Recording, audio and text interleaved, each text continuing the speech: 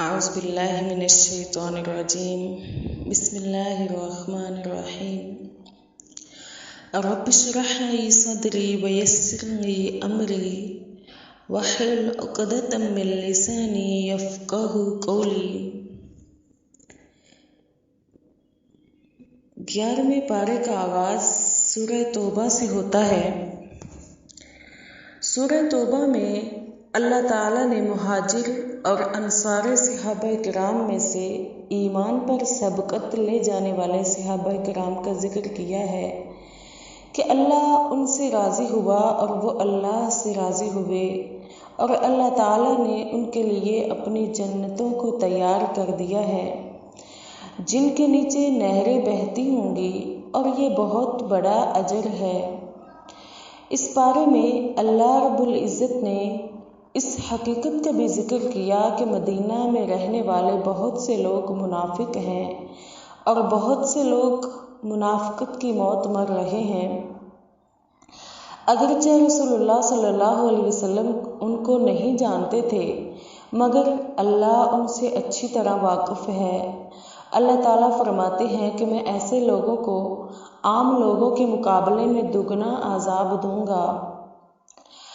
11ویں پارے میں اللہ تعالیٰ نے ان منافقین کا ذکر کیا ہے جو بغیر کسی سبب کے جنگ تبوک میں شریک نہ ہوئے۔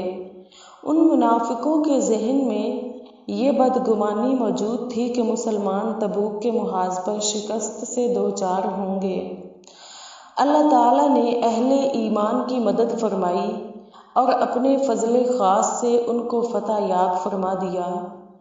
اللہ تعالیٰ نے پہلے ہی اپنے نبی صلی اللہ علیہ وسلم کو اس بات کی خبر دی تھی کہ آپ صلی اللہ علیہ وسلم ان کے پاس پہنچیں گے تو وہ آپ کے سامنے عذر پیش کریں گے۔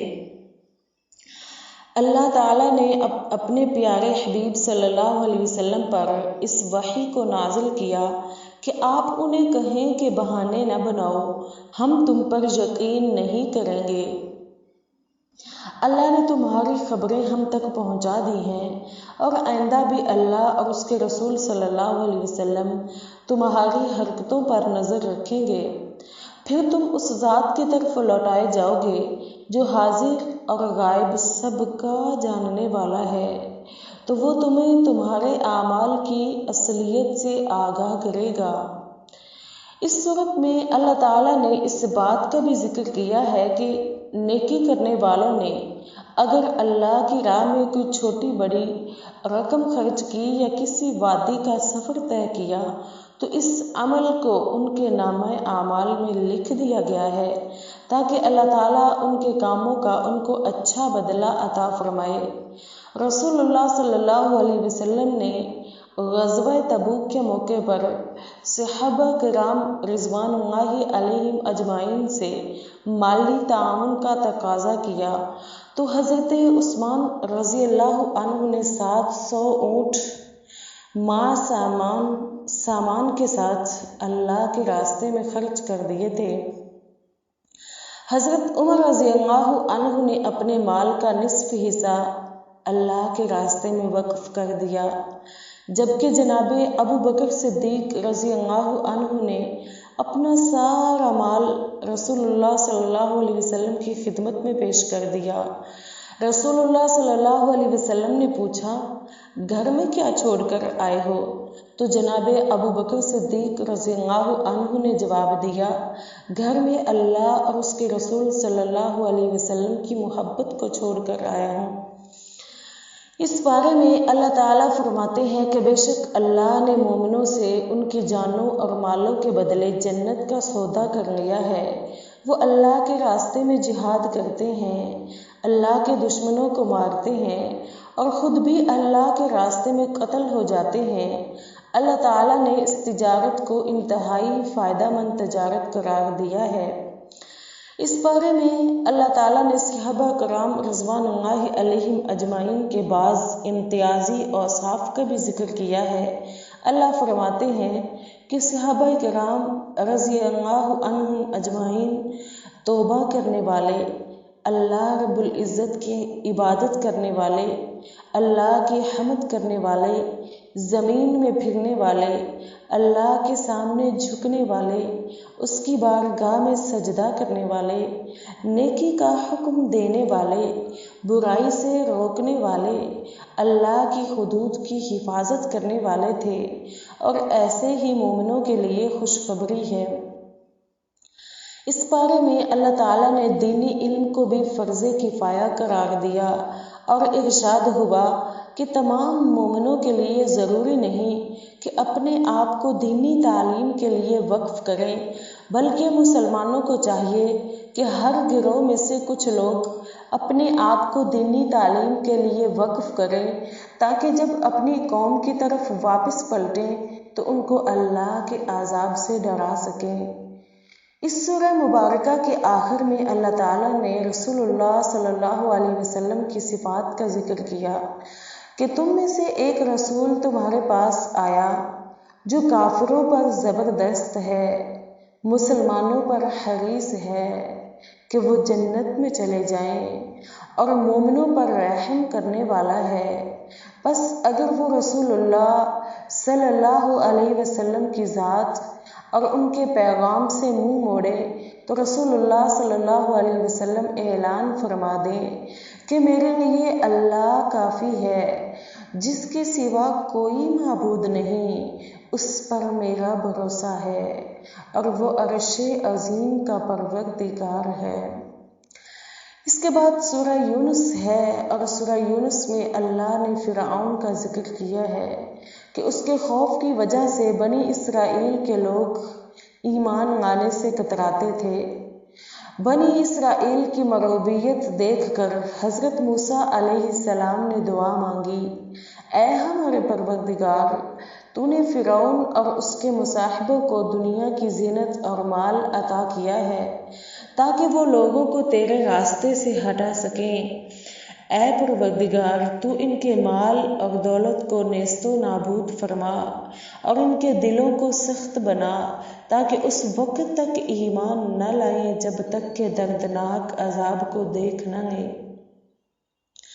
مالک کائنات نے موسیٰ علیہ السلام کی دعا کو قبول فرما لیا، اور ہر طرح کا عذاب دیکھنے کے باوجود بھی فرعون ہدایت کو قبول کرنے پر آمادہ نہ ہوا، یہاں تک کہ جب موسیٰ علیہ السلام بنی اسرائیل کے لوگوں کو لے کر نکلے تو اس نے اپنے لشکر سمیت ان کا پیچھا کیا۔ جب موسیٰ علیہ السلام معجزانہ طور پر سمندر کو پار کر گئے تو اللہ تعالیٰ نے سمندر کی نہروں کو آپس میں ملا دیا۔ فرعون سمندر کے درمیان میں غوطے کھانے لگا۔ اس حالت میں فرعون نے پکار کر کہا، میں ایمان لایا کہ کوئی معبود نہیں اس کے سوا کہ جس پر بنی اسرائیل ایمان لائے، اور میں فرما برداروں میں سے ہوں۔ اللہ نے فرعون کے ایمان کو قبول کرنے سے انکار کر دیا اور کہا، الآن کیا اب ایمان لائے ہو؟ اس سے پہلے تک تو نافرمانی اور فساد برپا کرنے والوں میں سے تھا۔ بس آج ہم تیرے جسم کو سمندر سے نکال لیں گے تاکہ تو اپنے بعد میں آنے والے لوگوں کے لیے اللہ کے عذاب کی نشانی بن جائے، اور بہت سے لوگ ہماری آیات سے غافل ہیں۔ اس واقعے سے ہمیں نصیحت حاصل ہوتی ہے کہ انسان کو دنیا اور اقتدار کے نشے میں اندھے ہو کر اپنے انجام اور آخرت کو فراموش نہیں کر دینا چاہیے، اس لیے کہ اللہ کی پکڑ بڑی شدید ہے۔ جہاں وہ غفور الرحیم ہے، ارحم الراحمین ہے، وہاں وہ شدید عقاب بھی ہے، وہ سخت سزائیں دینے والا بھی ہے۔ اس بارے میں اللہ تعالیٰ ارشاد فرماتے ہیں، کیا انسانوں کے لیے یہ تعجب کی بات ہے کہ انہی میں سے ایک مرد پر وحی کو نازل کیا جائے جو اللہ کی وحی کے ذریعے ان کو ڈرائے۔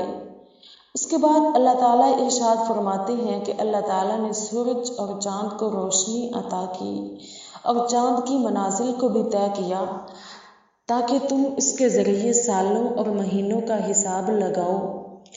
اس بارے میں اللہ تعالیٰ نے یہ بھی بتایا کہ بے شک زمین اور آسمان کی تخلیق اور رات اور دن کے آنے جانے میں اللہ سے ڈرنے والوں کے لیے نشانیاں ہیں۔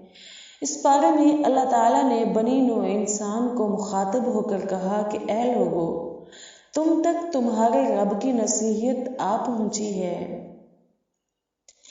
قل یا ایھا الناس قد جاءتکم موعظہ من ربکم، اے لوگو، تم تک تمہارے رب کی نصیحت آ پہنچی ہے جو شفا ہے سینے کی بیماریوں کے لیے اور ہدایت اور رحمت ہے اہل ایمان کے لیے۔ اے حبیب صلی اللہ علیہ وسلم، اعلان فرمائیں اللہ کے فضل اور اس کی رحمت سے اہل ایمان کو خوش ہو جانا چاہیے۔ فَلْيَفْرَحُوا، خوش ہو جانا چاہیے، اور یہ قرآن ہر اس چیز سے بہتر ہے، هُوَ خَيْرٌ مِّمَّا يَجْمَعُونَ، جسے تم اکٹھا کرتے ہو۔ اللہ تعالیٰ نے یہ بھی بیان فرمایا کہ خبردار، اللہ کے دوستوں کو نہ کوئی خوف ہوگا اور نہ کوئی غم، اور ان کی نشانی یہ ہے کہ وہ ایمان والے اور تقویٰ کو اختیار کرنے والے ہوں گے۔ اس صورت میں اللہ تعالیٰ نے قوم یونس علیہ السلام کا بھی ذکر کیا ہے کہ جب یونس علیہ السلام اپنی قوم کی نافرمانیوں پہ ناراض ہو کر ان کو خیر باد کہہ دیتے ہیں تو وہ اللہ کی بارگاہ میں آ کر باجماعت اپنے گناہوں پر معافی مانگتے ہیں۔ اللہ تعالیٰ ان کے اجتماعی توبہ اور استغفار کی وجہ سے ان کے گناہوں کو معاف فرما دیتے ہیں۔ جب بھی اللہ تعالیٰ کسی قوم پر ناراض ہو جائیں اور وہ اللہ کی خوشنودی کے لیے اجتماعی توبہ کا راستہ اختیار کریں تو اللہ تعالیٰ اس کی خطاؤں کو معاف فرما دیتا ہے۔ دعا ہے کہ اللہ تعالیٰ ہمیں بھی اپنی بارگاہ میں اجتماعی توبہ کرنے کی توفیق دے تاکہ ہماری اجتماعی مشکلات کا خاتمہ ہو سکے۔